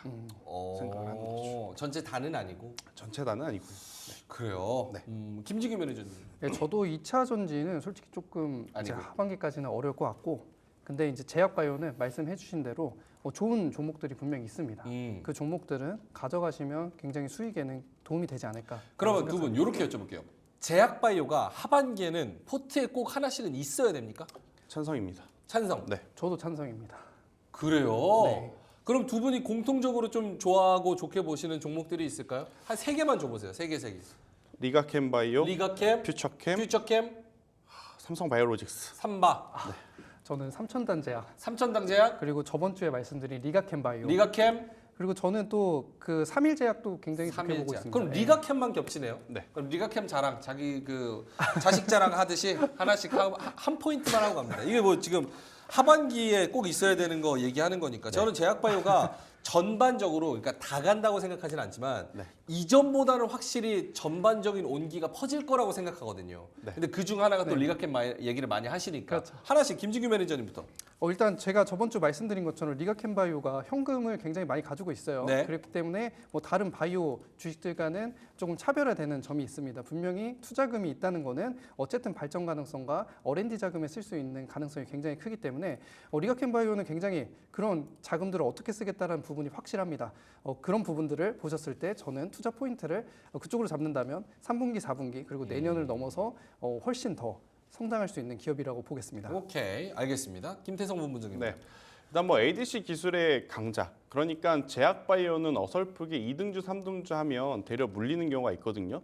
결국 이제 기술 수출이 되는 것은 2등주, 3등주가 가지고 있는 기술이 아니라 대장주가 가지고 있는 기술이기 때문에 그래서 저는 리가캠바이오의 기술력을 토대로 앞서의 매니저님께서도 이야기하셨다시피 네. 돈도 많고 수출 이력도 지금 올 초에 굉장히 또 큰 게 터졌고 했기 때문에 올해 하반기까지 봤었을 때 리가캠바이오는 사실 주가가 내릴 만한 이슈보다 올라갈 만한 명분이 더 뚜렷하지 않나 저는 이 이야기를 드리고 싶습니다. 오케이. 하지만 또 주가의 위치와 지금 싸고 비싸고는 개인적인 선택에 따라 또 다르다는 거 말씀을 드리면서 넘어가도록 하겠습니다.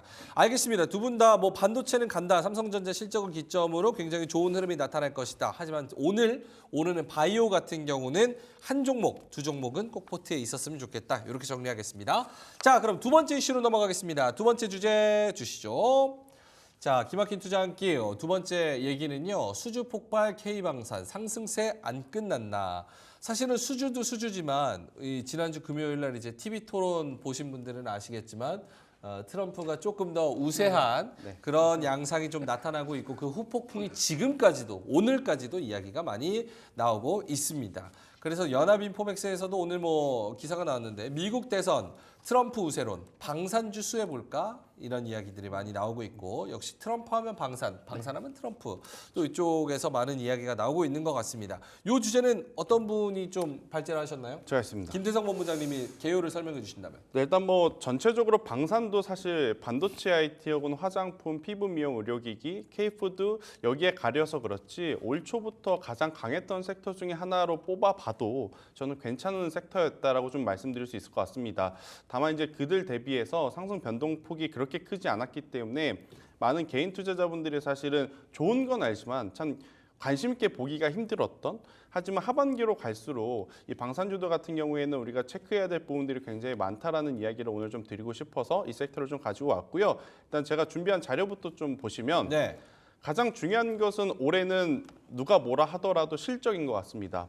뭐 이 방산 섹터의 가장 대장이라고 했던 하나 에어로스페이스가 사실은 1분기에 그다지 좋지 못한 좀 실적을 평가를 받았죠. 아무래도 이제 이연이 된 부분들도 있고 하지만 이제 이 부분에서 그렇게까지 크게 조정이 나오지 않았다라는 것은 어떤 것 때문에 그랬냐면 바로 강력한 이제 수주 잔고가 바탕이 되어 있기 때문에 1분기에 실적이 저조한다 하더라도 2분기, 3분기 충분히 그 부분을 커버할 수 있다라고 시장에서 평가를 한 것 같아요. 네. 그래서 저는 뭐 하나 에어로스페이스 같은 경우에는 충분히 수주 잔고를 통해서 우리가 더 높은 실적을 한번 기대해 볼 수 있다라고 좀 생각이 들고 있고 또 가장 중요한 것은 이 분할 결정에 대한 부분이죠. 이게 좀 확실하게 이제 분할 결정이 됐는데 하나 에어로스페이스는 누가 뭐라 해도 결국엔 방산 쪽입니다. 그럼 여러 가지 뭐 사업은 지금 떼어내고 본인들이 이제 그 다음 페이지를 한번 넘겨주시면 좋을 네. 것 같은데요. 본인들이 이제 잘하겠다라는 것으로 이제 이 확정을 하면서 하나 에어로스페이스의 이 분할에 대한 공시를 명확하게 좀 했기 때문에 이를 통해서 주가가 흔들릴 필요는 저는 전혀 없다라고 좀 말씀드릴 수 있을 것 같고 가장 중요한 것은 이제 수주 잔고라고 좀 보시면 될 것 같아요. 그러니까 수주 잔고가 지금 시가총액이 지금 하나 에어로스페이스 같은 경우에는 오늘 12조 5천억인데 수주 잔고가 지금 30조가 넘어갑니다. 그러면 당연히 주가가 지금보다 더 올라갈 수 있을 만한 어떤 룸 자체는 많이 남아 있는 상황이기에 저는 하나 에어로스페이스도 해당 섹터의 대장으로 좀 보시면 될 것 같고. 오케이. 자, 저기까지가 일단은 네. 이상한 거 아닙니까? 어떤 게 있어요? 수주 잔고가 30조인데 네. 이게 만약에 나스닥에 상장돼 있었다 하면은 시총이 12조인 건 네. 그냥 초등학생이 생각해도 산술적으로도 안 맞잖아요. 그 이유가 있을 것 같은데. 일단은 뭐 수주 잔고는 말 그대로 일단 받아놓은 수주라서 이걸 이제 팔았을 때 네. 영업 이익을 생각을 해야 됩니다. 네. 그러니까 가까운 섹터로 예를 들면 K조선 그동안 수주 잔고 많았는데 주가가 못 올라왔었던 이유는 명확하죠. 저가의 수주 정책 때문에 겉으로는 수주를 많이 받은 것처럼 보이는데 막상 실적 발표할 때는 영업이익률이 낮으니까 우리 팔아도 문제가 남는 거 없어. 됐던 거잖아요. 그래서 아무래도 이제 방산 같은 경우에도 사실 뭐 똑같다라고 볼 수는 없지만 뭐 뚜껑은 열어봐야 아는 거니까요. 그래서 수주 30조 대비해서 주가가 많이 못 올라간 것은 굉장히 큰 장점이지만 장점이기 때문에 저는 현재 구간에서 좀 보셔도 된다. 오케이. 저는 이 이야기를 드리고 싶고 네 계속 얘기할까요? 더 뭐 있나요? 근데 네. 뭐 일단 뭐 이렇게 좀 보시면 될 것 같고 또 그 다음 페이지를 보시면 지금 하나 에어로스페이스 같은 경우에는 유도형 이 공격형 어떤 수주가 과거 대비 조금 줄어들었던 것이 이제 문제가 됐으나 최근에 다시 한번 그쪽에 대한 수주 잔고가 지금 늘어나고 있거든요. 그리고 이제 전체 지휘 통제실 관련한 어떤 해외 매출도 네. 지금 같이 늘어나고 있는 상황이라 그러니까 이렇게 이해를 하시면 될 것 같아요. 예를 들어서 삼성전자가 사업을 하는데 모바일은 잘 나가고 백색은 안 나가고 이랬다가 오케이. 모바일도 백색도 지금 같이 잘 나간다. 네. 이렇게 좀 보시면 될 것 같아서 저는 하나 에어로스페이스 같은 경우에는 더 볼 요소들이 많다라는 의견 드리고 싶습니다. 알겠습니다. 자, 우리 그 김진규 매니저님은 포트에 꼭 방산이 있어야 된다. 그 중 하나가 하나 에어로스페이스여야 된다라고 네. 생각을 하십니까? 저도 동의하는 부분이고요. 그리고 LIG 넥스원이든 그리고 뭐 다른 종목들도 있지만 그리고 현대 로템까지도 굉장히 좋은 모습을 보여주고 있기 때문에 방사는 저도 본부장님과 의견을 동일하게 생각하고 있습니다. 그 이유가 아무래도 고환율이 지속될 것 같고요. 환율은 제가 봤을 때는 이번 4분기까지는 아무래도 고환율 정책을 유지할 것 같습니다. 그러면 지금 방사는 거의 대부분이 수출 기업이기 때문에 어쨌든지 간에 앞서 말씀해 주신 것처럼 영업이익 부분에는 굉장히 많이 도움이 되기 때문에 지금에 있어서 주가 밸류업을 할 수 있는 절호의 기회다. 그리고 이러한 영업이익을 바탕으로 확장을 하고 또 성장을 하게 된다면 당연히 주가는 더 밸류업 되겠죠. 그런 부분들을 노리고 투자자분들이 접근하시는 게 좋을 거라고 생각하고 있습니다. 그럼 두 분의 원픽이 다른 거예요? LIG 넥스원이랑 하나 에어로스페이스? 아니요, 저 다른 겁니다. 어떤 거예요? i3 시스템 가지고 나왔습니다. i3 시스템? 네. 그건 오히려 또 그쪽 아니에요? 항공 쪽 아니에요? 일단 i3 시스템이 좋아지려면 어디 쪽에 대한 매출 구조가 좀 많아져야 되냐면 LIG 넥스원이 많아져야 되고 현대로템이 많아져야 되거든요. 그러니까 레이더 같은 시스템을 만드는 기업인데 저는 하나 더 좀 말씀드려보고 싶은 게 지금 현대로템과 하나 에어로스페이스의 시총이 3배 차이가 납니다. 네. 매출액도 3배 차이 나고 영업이익도 3배 차이가 납니다. 그런데 어디서 뭐가 달라지냐면 수주잔고 기준으로 봤었을 때 하나 에어로스페이스가 지금 30조라 얘기했잖아요. 네네. 그럼 3배 차이가 난다면 현대로템이 10조여야 되잖아요. 그렇죠. 그런데 지금 현대로템 같은 경우에는 방산 플러스 철도 합치면 17조가 됩니다. 그러면 현대로템이 상대적으로 더 올라갈 수 있는 저는 룸이 더 많아졌다라고 좀 생각할 수 있다 생각이 들거든요. 철도 빼야 되는 거 아니에요? 왜 뺍니까? 그게 아니라 분할한 아니, 것도 아닌데 왜 뺍니까? 아니 철도는 방사는 저안 아니에요. 들어- 왜냐하면 에이. 최근에 철도 사업부에 대한 수주 진짜 좋거든요. 철도 얼마인데요? 철도가 더 많아요. 방산보다. 아이 그러면은 좀 서운하죠. 그래서 저는 만약에 보신다면 현대로템의 추가적인 상승을 기대를 기대한다. 하면서 그리고 이제 가장 중요한 건 많은 개인 투자자분들이 이미 하나 에어로스페이스 현대로템은 다 알고 있는 상황이라 그렇죠. 중소형 쪽에서 조금 상승 탄력이 많이 나올 것을 고려한다면 i3 시스템처럼 진입 장벽이 높아가지고 경쟁사가 없는 쪽을 저는 선택을 하는 것도 부품사 안에서는 가장 중요하다라는 의견 드리겠습니다. 알겠습니다. 적외선 영상 센서 전문 기업 i3 시스템 여기가 또 좋아 보인다. 우리 매니저님은요? 짧게만.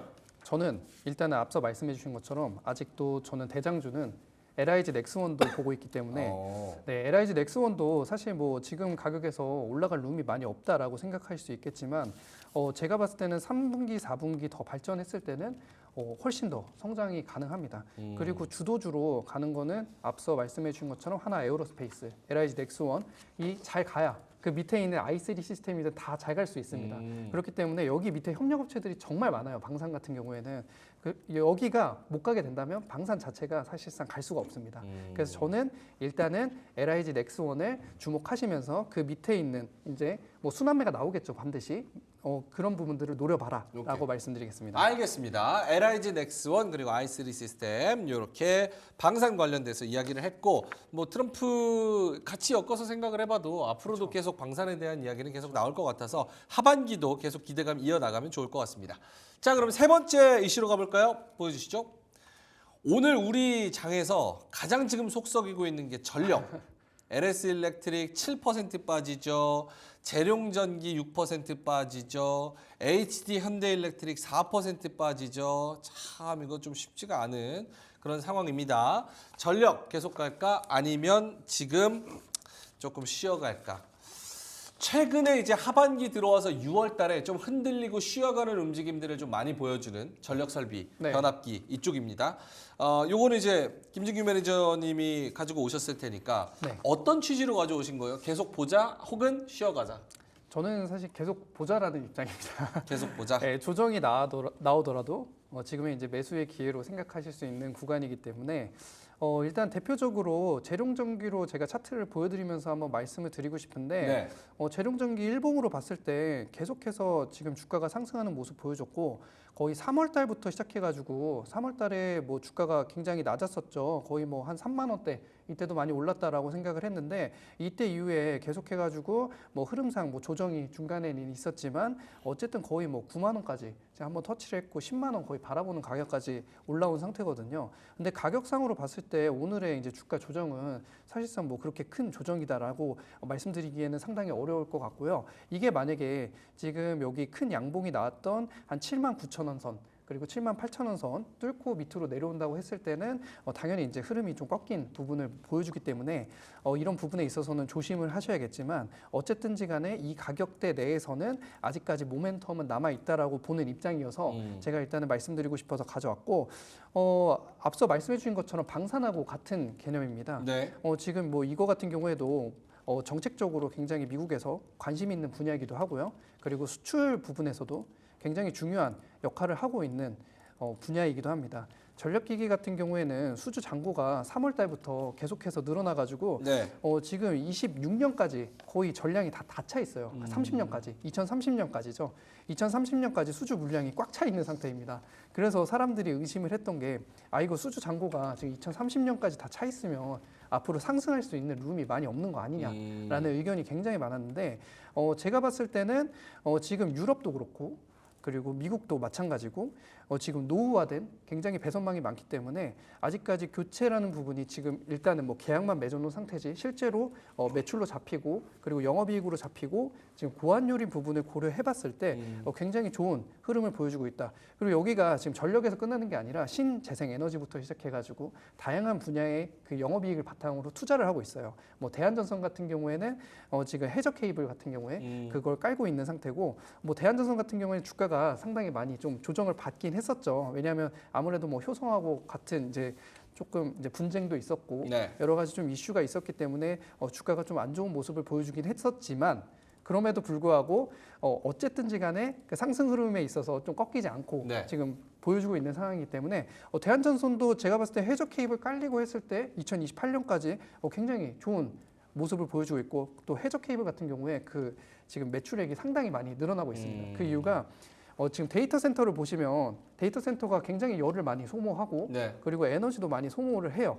그러다 보니까 어쨌든지 간에 데이터 센터를 운영하기 위해서 비용을 줄이려면 이런 그 전선이 당연히 필요한 거고 그리고 이것을 시키기 위해서 요즘에는 바다로 넣는다라는 의견이 굉장히 많아지고 있어요. 냉각 기술. 네, 그렇죠. 냉각 기술을 그냥 바다에 해가지고 왜냐하면 바닷물로 하면은 오히려 더 좋으니까 그 바닷물로 넣자라는 의견이 굉장히 많아지고 있는 시점에서 그리고 해저 케이블을 까는 기술력을 또 가지고 있는 한국 같은 경우에 이제 대한전선이죠 대표적으로 가지고 있다면 제가 봤을 때는 앞으로 뭐 수출이나 오케이. 이런 부분들이 알겠습니다. 괜찮을 것 같습니다. 결국 네. 전력 설비가 좋고 앞으로 길게 봤을 때 우상향한다는 거에 대해서 이견이 있는 분은 없는 것 같아요. 근데 이거는 약간 접근의 그 기술 요게 굉장히 중요한 것 같아서 그렇죠. 어디까지 떨어질까 어떤 눈치를 보고 어떤 시그널로 들어가서 언제 나와야 되는지 요 기술이 더 중요한 것 같아서 거기에 대한 코멘트를 하나씩 주신다면 김태성 본부장님부터 짧게만. 오늘은 아닙니다. 오늘은 아니다. 왜요? 오늘 이렇게 빠질 때 사기에는 네.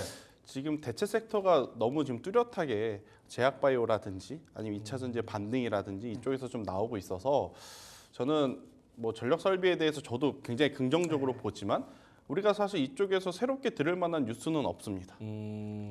금액에 대한 어떤 서프라이즈는 있을 수 있지만 왜 잘 팔리는지 어떤 게 잘 팔리는지 이미 다 알고 있는 상황이잖아요. 저희 할머니도 알아요. 아 그래요? 네 그렇습니다. 네. 네, 그래서 일단 그 기준으로 보면 저는 지금은 아니다라는 생각이 들고 있고 대신에 이제 전선 쪽 같은 경우에는 저는 상대적으로 그래도 앞서 이제 매니저님이 이야기하신 대로 좀 올라갈 수 있는 룸 자체가 좀 많다. 그러니까 이 구리 가격과 좀 가장 민감하게 또 반응을 하는 쪽이라서 대원, 대한, 가온 이런 이 종목의 조정을 기다리는데 오늘은 아니다. 네, 이 이야기를 드리겠습니다. 알겠습니다. 김진규 매니저님은요? 네, 저도 앞서 말씀해 주신 것처럼 지금 뭐 일진전기라든지 뭐 재룡전기라든지 최근에 많이 상승을 해왔어요. 네. 그래서 그런 변압기 부분이라든지 그런 부분들은 수주 잔고가 꽉 차 있는 상태고 HT 현대일렉트릭도 마찬가지입니다. 그래서 제가 오늘 대한전선을 지속적으로 말씀드렸던 이유도 앞서 말씀드린 것처럼 뭐 구리 같은 경우에 가격이 지금은 고가를 찍었다가 조정을 많이 받아왔었습니다. 근데 이제 이런 구리 가격이 다시 반등을 하게 된다고 했을 때 전선주들 같은 경우에는 지금 많이 못 간 모습을 보여주고 있기 때문에 네. 지금 한 번 더 갈 수 있는 룸이 충분하게 있다라고 말씀드릴 수 있겠고 그리고 여기는 또 섹터 흐름이 명확하잖아요.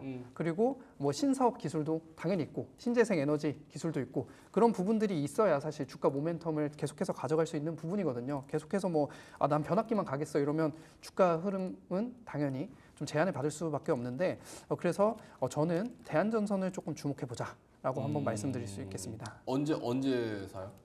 저는 사실 지금 가격에도 살 것 같습니다. 괜찮다? 오늘은 아니라는데 옆에서 이제 이게 사실 보는 사람 입장마다 조금 다른 것 같아요. 관점이 예. 다르다. 네, 맞습니다. 오케이, 알겠습니다. 두 분의 의견, 뭐 당연히 의견이 다른 게 당연한 겁니다. 그래서 여러분들이 각자의 그 시나리오와 근거와 데이터를 보고 잘 판단해 보시면 좋겠습니다. 자, 그럼 어느덧 마무리할 때가 거의 다 돼가지고 두 분의 공략주 들어보면서 마무리를 할게요. 오후장까지 좀 갈 수 있는 그런 공략주, 그리고 만약에 오늘 안 가더라도 내일이나 이번 주까지 쭉 갈 수 있는 공략주 뭐가 있을까요? 김태성 본부장님부터. i3 시스템을 끝까지 자, 믿어보겠습니다. 네. 뭐 알겠어요. 네. 이거 뭐 좀 설명을 해주세요. 어떤 게 이렇게 좋은지. 일단 뭐 방산주들의 높아진 수주 잔고는 앞서서 제가 한번 설명을 드렸기 때문에 더 네. 이야기는 안 드려도 될 것 같고요. 그리고 이제 높은 진입 장벽 때문에 경쟁사가 없다라는 게 저는 가장 큰 이 중소형 기업들의 장점 중에 하나다라고 좀 보여줄 수 있을 것 같아요. 레이더 시스템 같은 경우에는 방산과 항공 쪽에 들어가다 보니 아무래도 이제 다른 타 경쟁사가 좀 생기기에는 어려운 구조다라고 좀 보시면 될 것 같고요. 지금 중동의 지정 확정 리스크는 여전히 지속이 되고 있고 네. 트럼프가 됐든 바이든이 됐든 뭐 누가 되면 자꾸 수혜주를 찾으시는데 저는 굳이 그 안에서 수혜주를 찾기보다 둘 중에 누가 되더라도 이 국방비는 줄이지 못하거든요. 그렇다라고 하면 저는 방산 쪽이 올해 하반기에도 결국엔 여러 가지 대내 변수에도 살아남을 수 있는 섹터 중에 하나다라고 좀 볼 수 있어서요. 저는 오늘 종가에 매수를 하시는 게 좋을 것 같고 대신에 이제 최근 조정의 바닥이라고 할 수 있는 이 37,000원이라는 가격대 밑으로만 저는 안 내려오면 된다 생각이 들어요. 그래서 37,000원 밑으로 내려올 시에는 리스크 관리가 필요하다. 대신에 그렇지 않고 올라갈 경우에는 1차적으로는 제가 5만 원 드렸는데 지금 대다수의 방산주들이 역사적인 신고가 영역입니다. i3 시스템이 못 갈 이유는 저는 없다 생각이 들어서요. 더 가져가실 수 있는 분들은 역사적인 신고가도 한번 노려보자라는 의견 드려보도록 하겠습니다. 얘네는 근데 모멘텀을 방산으로 많이 받아요? 아니면 저 항공, 우주항공 쪽으로 많이 받아요? 방산이 일단 첫 번째고 네. 그 다음에 우주항공, 그 다음에 자율주행 관련 이슈에도 그렇죠. 같이 움직입니다.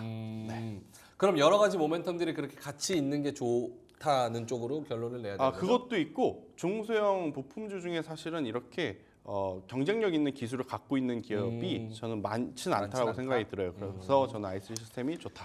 오케이, 알겠습니다. i3 시스템 내용은 뭐 말씀을 해 주셨으니까 뭐 K1 전차, K2 전차, 뭐 조준경 등등 뭐 엄청 많네요. 위성 쪽에서도 그런 것들을 적외선 카메라, 적외선 그 센서 이런 것들을 또 개발을 했고. 알겠습니다. i3 시스템 목표가 5만 원, 손절가 37,000원 짚어주셨고요. 김진규 선임 매니저님의 오후장 공략주 네, 저는 코웨이를 들고 왔는데 코웨이? 정수기 코웨이? 네, 맞습니다. 아하. 다들 코웨이는 코웨이? 네, 많이 아시는 종목이시긴 할 텐데 이게 가장 조용히 오르는 조용히 종목이다. 올라요? 차트 한번 네, 보여주세요. 지금 차트 한번 보여드리겠습니다. 네. 얘네는 오르는 게 희한하네. 코웨이는 왜 오르냐 그리고 어떤 종목이냐 좀 되게 변동이 있는데요? 관심이 많으실 텐데 네. 코웨이가 사실 작년에 거의 주가 바닥을 찍었습니다. 지금 아. 차트를 보시면 이렇게 찍었다가 조용하게 지금 계속해서 상승해서 최근에 52주 신고가 달성하고 지금도 지금 많은 이제 뭐 기관이나 이런 매매 동향이 굉장히 좋은 모습을 보여주고 있는데 네. 코웨이가 왜 좋냐고 말씀드리면 일단은 이게 그 정수기 렌탈 업체다 보니까 렌탈 피 같은 게 안정적인 수입원에 가깝습니다. 그래서 요즘에 최근에 뭐 손해보험사나 이쪽도 굉장히 좋잖아요. 그리고 지금은 안정적인 캐시플로우를 가져올 수 있는 기업이 굉장히 좋다라고 말씀드릴 수 있겠는데 코웨이는 매출과 영업이익이 8년 동안 그러니까 2013년부터 23년까지 연평균 한 7%에서 8% 꾸준히 상승해왔고 매출 같은 경우에도 2012년부터 꾸준히 상승한 기업 그리고 영업이익은 좀 이제 2016년 이후서부터 2016년하고 19년 제외하고는 지속적으로 꾸준하게 상승해온 기업입니다. 그렇기 때문에 굉장히 안정적인 기업이다라고 먼저 말씀드리고 싶고 네. 현재 이제 넷마블의 피 인수된 이후에 이제 적극적인 R&D 투자를 했죠. 그래서 이제 히트 상품을 좀 탄생시켰습니다. 뭐 아이콘 정수기라는 그런 부분이라든지 뭐 네. 그런 부분들이 많이 나왔기 때문에 코웨이가 굉장히 많이 노력을 했어요. 제품군을 좀 다양하게 시키고 그리고 신규로 뭐 진출하는 게 뭐 매트릭스, 안마의자, 에어컨 등 그러한 매출 확대를 위해서 콘텐츠를 굉장히 많이 늘려놨습니다. 네. 그러한 부분이 이제 매출로도 이어져가지고 상당 부분 굉장히 좋은 모습을 보여주고 있고 일단 동일 업종으로 봤을 때는 이제 뭐 20배로 이제 나오는 상황인데 지금 PER 같은 경우에는 한 10배 정도인데 지금 매출이나 영업이익이 앞으로 상당 부분 더 좋아질 것이다라고 저는 보고 있는 입장이라서 3분기, 4분기로 봤을 때 지금이 주가가 피크가 아니냐라고 생각하실 수 있겠지만 더 상승할 수 있는 룸이 충분하다. 그 이유가 지금 해외 수출도 굉장히 많이 하고 있어요. 전에 이제 뭐 태국이나 인도네시아 시장에 지금 들어가고 있는 상황이기 때문에 말레이시아에서 굉장히 큰 성공을 거둔 기업이거든요. 코웨이 같은 기업이. 그래서 말레이시아에서 매출이나 성장이 조금 더디다라는 이유 때문에 작년에 좀 많이 하락을 했었는데 네. 지금은 태국이나 인도네시아도 큰 성공을 거두고 있는 시점이기 때문에 앞으로 더 주목해 보시면 하겠습니다. 알겠습니다. 채팅창에서도 코웨이 저도 노려보는 중입니다. 이렇게 말씀을 해주셨고 실제로 정수기 시장에서 1위, 비대 시장에서도 국내 1위라고 하네요. 여러 가지로 좀 많이 팔고 있는데 비대 시장에서 1위인지는 또 처음 알았습니다. 알겠습니다. 코웨이 목표가 75,000원 그리고 손절가 6만 원 잡아주셨고요. 올해 굉장히 많은 상승을 이뤄왔고 앞으로도 좀 기대가 된다. 우리 김진규 매니저님의 코웨이 한번 지켜보도록 하겠습니다. 자, 두 분의 공략주까지 들어봤고요. 자, 그러면 저는 두 분과 함께 여기서 좀 인사를 드려야 될 것 같습니다. 이따가 점심까지 수익 많이 내시고요. 장 마감도 잘 해보시면 좋을 것 같습니다. 저희는 내일 좋은 정보 들고 찾아뵙겠고요. 두 분 김진규 매니저님과 김태성 본부장님과 함께 인사드리겠습니다. 오늘도 함께해 주셔서 대단히 고맙습니다.